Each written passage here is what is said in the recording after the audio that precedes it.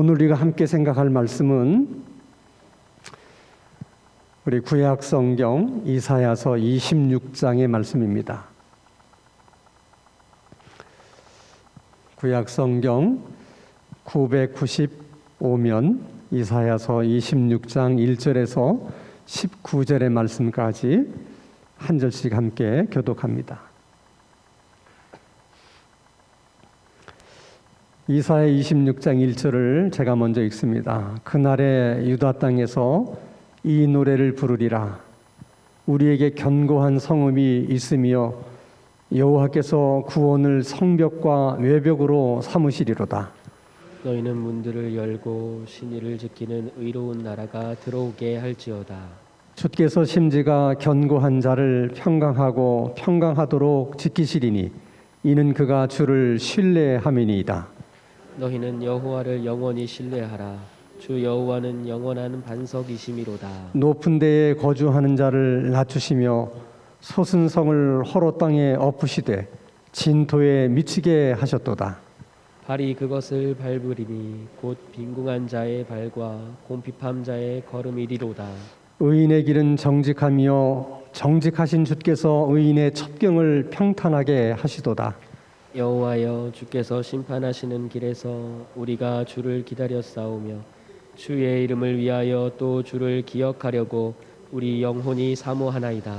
밤에 내 영혼이 주를 사모하여 싸운즉 내 중심이 주를 간절히 구하오리니 이는 주께서 땅에서 심판하시는 때에 세계의 거민의 의를 배움이니이다. 악인은 은총을 입을지라도 의를 배우지 아니하며 정직한 자의 땅에서 불의를 행하고 여호와의 위엄을 돌아보지 아니하는도다. 여호와여, 주의 손이 높이 들릴지라도 그들이 보지 아니하오나 백성을 위하시는 주의 열성을 보면 부끄러워할 것이라. 불이 주의 대적들을 사르리이다.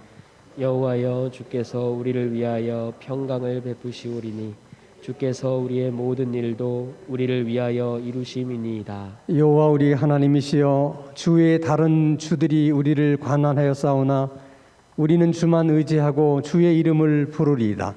그들은 죽었은즉 다시 살지 못하겠고 사망하였은즉 일어나지 못할 것이니 이는 주께서 벌하여 그들을 멸하사 그들의 모든 기억을 없이 하셨음이니이다. 여호와여, 주께서 이 나라를 더 크게 하셨고 이 나라를 더 크게 하셨나이다. 스스로 영광을 얻으시고 이 땅의 모든 경계를 확장하셨나이다. 여호와여, 그들이 환난 중에 주를 앙모하여 싸우며 주의 징벌이 그들에게 임할 때에 그들이 간절히 주께 기도하였나이다. 여호와여, 잉태한 여인이 산기가 임박하여 산고를 겪으며 부르짖음같이 우리가 주 앞에서 그와 같으니이다. 우리가 잉태하고 산고를 당하였을지라도 바람을 난 것 같아서 땅에 구원을 베풀지 못하였고 세계의 거민을 출산하지 못하였나이다. 19절 다 함께. 주의 죽은 자들은 살아나고 그들의 시체들은 일어나리이다. 티끌에 누운 자들아, 너희는 깨어 노래하라. 주의 이슬은 빛난 이슬이니 땅이 죽은 자들을 내놓으리로다. 아멘. 이사야서 13장부터 24장까지는 남왕국 유다뿐만이 아니라 그 주변에 있는 여러 나라들을 다 하나님께서 심판하시겠다 하는 심판에 대한 예언의 말씀입니다. 특별히 이사야서 24장은 마치 요한계시록에서 하나님이 마지막 날 세상을 심판하시는 것과 같은 그런 말씀으로 되어 있습니다. 그런 말씀을 읽을 때면 굉장히 두렵기도 하고 또 마음이 많이 무겁기도 합니다. 그러나 우리가 심판에 대한 말씀을 읽을 때마다 그렇게 마음이 무겁거나 또 이렇게 두려워할 이유는 사실 없는 것입니다. 늘 이야기하지만은 하나님의 심판은 양면성을 가지고 있는 거예요. 하나님의 심판에는 반드시 하나님의 구원이 이렇게 동반하는 것입니다. 그게 동전의 양면 같은 것이죠. 자, 오늘 우리들은 예수 그리스도를 다 믿고 이미 구원을 받은 사람들입니다. 그러나 우리의 현실은, 우리 삶의 현실은 그렇게 녹록하지가 않아요.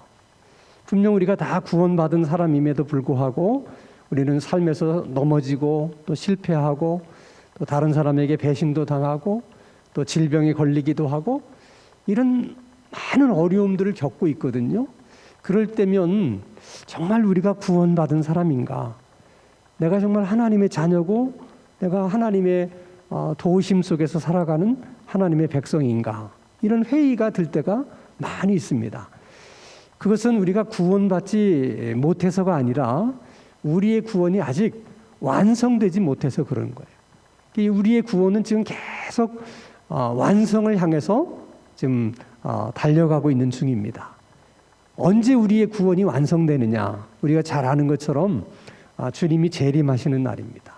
그 주님이 재림하시는 날 우리의 구원이 완성되는 것이고, 다른 한편으로는 주님이 재림하시는 날 이 땅이 심판을 받는 날이에요.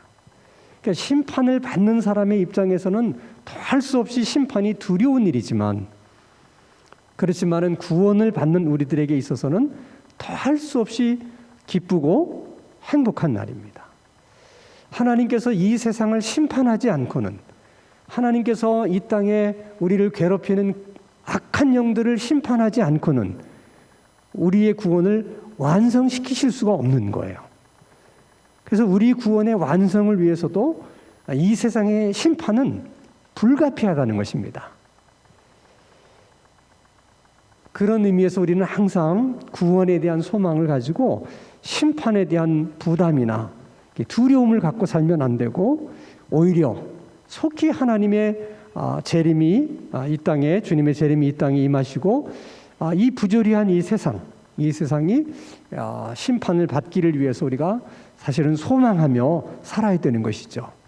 또 한편으로는 그런 심판이 이루어지게 되면 아직까지 구원받지 못한 내 친구나 친척이나 가족들을 생각하면 너무 그게 마음이 아파서, 그래서 때로는 주님의 재림이 조금은 늦춰지기를 또 바라고, 또 그렇게 기도하는 마음들이 우리에게 있을 수 있는 것입니다. 우리는 늘 그런 긴장 관계 속에서 살아가야 되는 것입니다.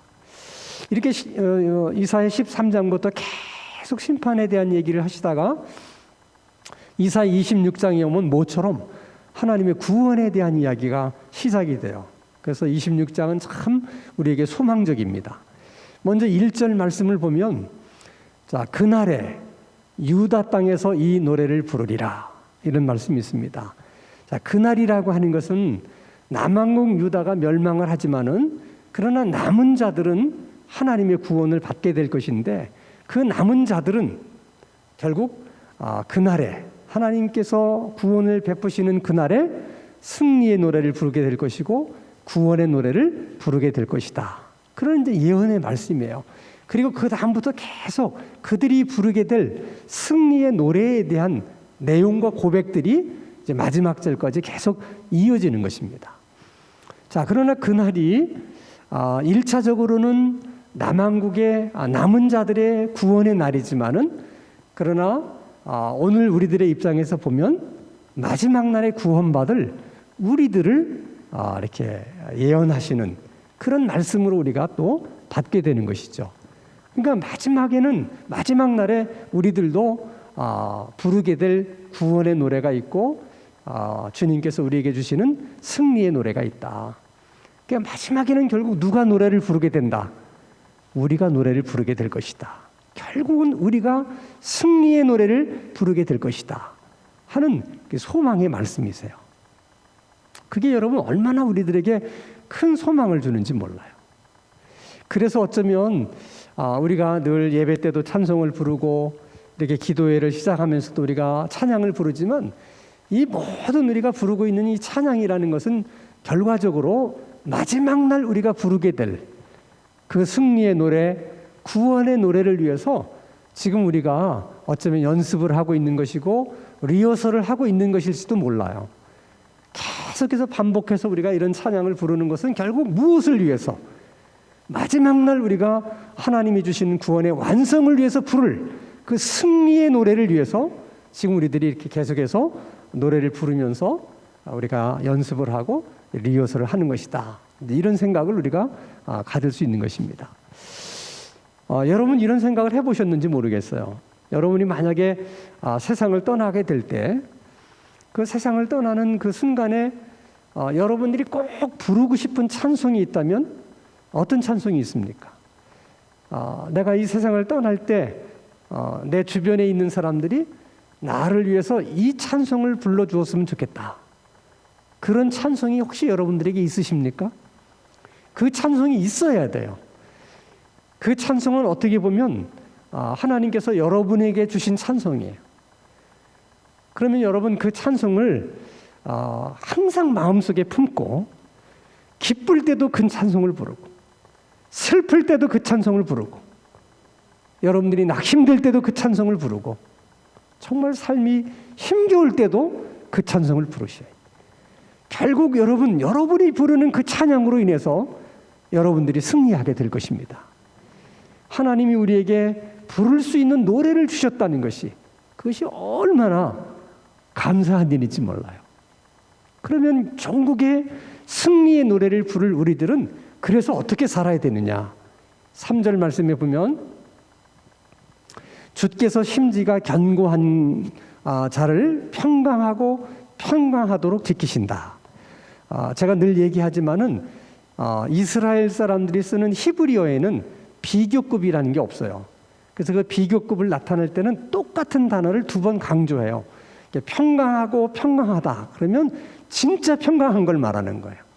거룩하다, 거룩하다, 거룩하다 3번 얘기하면 정말 거룩한 것, 최고로 거룩한 것.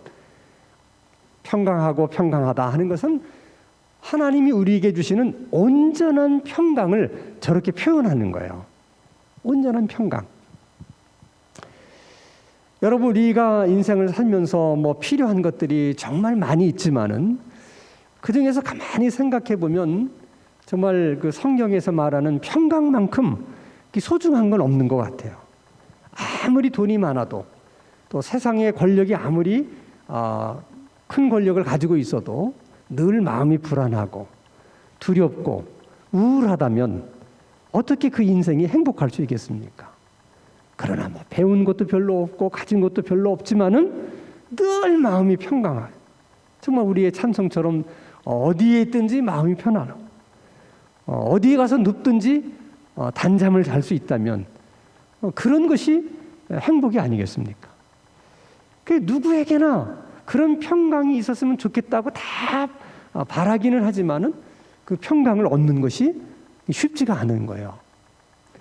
만약에 이 평강을 돈 주고 판다. 그러면 그 평강을 살려고 아마 사람들이 굉장히 줄을 서게 될 거라 이렇게 생각을 합니다.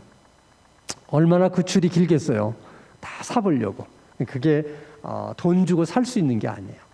그래서 심리학자들은 평강을 우리가 어떻게 얻기는 어렵지만 어쩌다가 찾아온 평강을 잘 깨지지 않도록 잃어버리지 않도록 지키는 일이 소중하다. 그 얘기를 해요. 근데 어쩌다가 우리 마음속에 찾아온 평강도 너무나 많은 현대인들이 쉽게 잃어버린다는 거예요. 무엇 때문에 그렇게 잃어버리느냐? 마음속에 이렇게 끓고 있는 복수심, 두고 보자. 이런 마음들이 우리 안에 모처럼 생긴 평강을 깨트리고 앗아간다는 거예요. 그런 면에 조심해야 된다는 거죠. 또는 질투심, 지나친 욕심, 교만 이런 것들이 우리의 마음의 평강을 빼앗아 간다는 것입니다. 그러나 여러분 우리가 마음에 복수심도 없고 질투하는 마음도 없고 또 우리가 지나친 욕심도 없고 또 교만하지 않다 하더라도 세상이 주는 평강이라는 게 그렇게 오래 가질 않아요. 삶을 살아가면서 계속 흔들립니다. 그래서 한 번이라도 하나님이 주신 평강을 맛본 사람들은 그 하나님의 평강이 얼마나 소중한가를 알게 되는 거예요. 근데 그 평강을 하나님이 어떤 사람에게 주시느냐? 심지가 견고한 자에게 주시겠다는 거예요. 심지가 견고하다는 것은 마음이 견고한 걸 말하는 거죠. 그러니까 하나님만 의지하는 마음, 하나님만 붙드는 마음, 이런 마음이 심지가 견고한 거예요. 예를 들면 우리가 한번 예수를 믿겠다 이렇게 마음에 결심을 했으면 눈이 와도 예수 믿는 거고 비가 와도 예수 믿는 거고 바람이 불어도 예수를 믿는 거예요. 성공해도 예수 믿고 실패해도 예수 믿고 이런 일이 있거나 저런 일이 있거나 나는 계속해서 예수를 믿는다. 이게 그런 마음이 흔들리지 않는 심지가 견고한 마음이에요. 그런 마음들이 우리들에게 필요하다는 거예요. 근데 만약 우리에게 그런 심지가 견고한 마음이 없게 되면 너무 쉽게 흔들리는 거죠, 마음이. 그러면 마음이 흔들리면 우리 안에서 이렇게 파도가 일어나는 거죠, 풍랑처럼. 그러면 나도 모르게 내 마음속에 일어나는 내가 만들어낸 파도에 내가 실족하고 내가 거기서 넘어지게 되는 거예요. 그래서 괜히 이제 뭐 이만큼 예수 믿어봤는데 뭐 믿어볼 만큼 믿어봤는데 뭐 이제 뭐 그만둘까 뭐 이렇게 쓸데없는 이런 생각이 든다든지 이런 것이 다 뭐냐면 우리 안에 마음속에서 일어나는 그 파도에 우리 스스로가 실족하거나 넘어져서 그러는 거예요. 여러분, 우리가 사는 세상을 보면 참 너무나 부조리한 그런 경우들을 많이 만나게 돼요. 정말 우리의 이성으로서는 이해가 안 되는 그런 것 때문에 얼마나 우리들의 마음이 쉽게 흔들리는지 모릅니다. 그런 것 때문에. 또는 우리가 사람 때문에도 너무 마음이 흔들려요.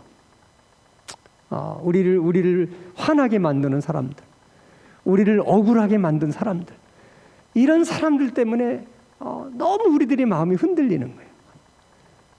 그러나 여러분, 그런 일로 인해서 마음이 흔들려서는 안 돼요.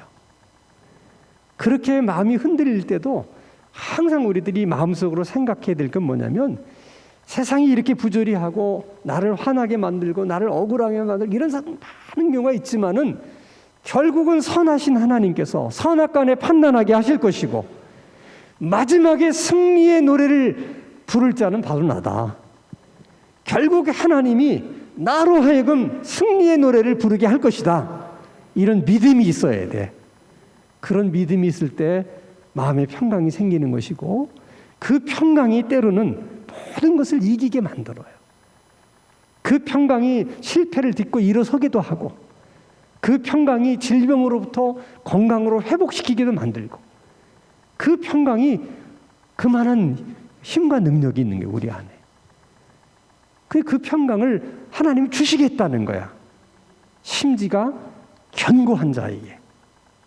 그래서 항상 우리가 이런 우리가 살고 있는 환경 때문에, 사람 때문에 흔들리지 말자. 항상 그럴 때마다 스스로 우리가 하나님께서 주신 찬송을 부르면서 우리 마음속에 결국 마지막에 승리의 노래를 부를 자는 나다. 하나님이 나에게 그 승리의 노래를 부르라고 그 노래를 주실 것이다. 그런 믿음을 갖고 나갈 필요가 있어요. 우리가 이제 흔들리지 않아야 되는 또 한 가지 중요한 이유는, 자, 우리가 이제 일본에 36년 동안 이제 통치를 받았죠. 그 36년이 사실 다른 나라에 비하면 그렇게 긴 기간이 아니에요. 근데 36년 동안 일본이라는 나라가 우리가 정말 이렇게 넘보기에는 너무나 이제 국력이 센 나라가 되었기 때문에 많은 이제 조선인들이 갈등하는 거예요. 어떻게 하면 좋으냐. 그럴 때 두 부류로 나누어집니다. 어쨌든 아무리 일본이 강하든 어쨌든 우리나라를 저놈들이 빼앗았으니까 우리가 찾아야 된다. 그래서 어쨌든 독립운동을 한 이제 부류의 사람들이 있었고요. 한쪽의 부류의 사람들은 그렇게 한다고 해서 뭐가 달라지는데 무슨 변화가 있냐? 이상은 좋다. 그러나 현실을 직시해라. 그것은 무모한 희생만 자초하는 것이다. 어떻게 우리가 이렇게 나라가 강한 일본으로부터 우리가 독립할 수 있겠느냐? 그냥 현실을 받아들이고 그냥 인정하고 사는 길이 그것이 그냥 우리가 뭐 지혜로운 일이라고까지는 말할 수 없지만은 그러나 그냥 어쩔 수 없이 우리가 받아들여야 될, 수용해야 될 우리의 운명이다. 그래서 사실은 친일파 중에요, 지성인들이 많아요. 왜냐하면 합리적으로 생각을 하거든요. 합리적으로 생각하니까 현실을 받아들일 수밖에 없는 거야. 근데 만약에 그런 지성인들이 일본은 36년 만에 망한다, 이 사실을 알았더라면 그들이 친일파가 됐겠습니까? 절대 그런 일은 없었을 거예요. 그걸 아셔야 되는 거예요. 우리가 역사 속에서 배워야 되는 거예요, 여러분. 지금 이 세상이 우리 눈으로 보면 변하지 않을 것 같은 세상이고, 그냥 이 세상이 계속 이렇게 세상같이 보여도 그렇지 않아요. 언젠가는 하나님께서 이 세상을 심판하시겠다 말씀을 하셨기 때문에 반드시 그날이 올 줄로 믿습니다. 우리가 힘들어도 어려워도 주님이 그렇게 약속하셨기 때문에 그 날을 사모하고 소망하면서 오늘 우리에게 주신 구원의 노래, 승리의 노래를 부르면서 흔들리지 말고 심지가 견고한 잔, 그런 우리들의 신앙생활이 될 수 있기를 주님의 이름으로 축원합니다. 그래서 오늘도 우리가 함께 기도할 때 하나님, 우리의 기도를 들으시는 주님에 대한 믿음이 기도를 하면 할수록 더 큰 믿음으로 와닿게 하셔서 정말 기도를 사랑하는 기도의 사람들이 되게 하여 주시옵소서. 하나님, 환경만 바라보지 말고 마지막에 우리에게 승리의 노래를 주시는 그 하나님을 바라보면서 우리가 견고한 마음, 흔들리지 않는 마음, 그 마음으로 신앙생활 할 수 있도록 하나님 도와주시고 인도하여 주시옵소서.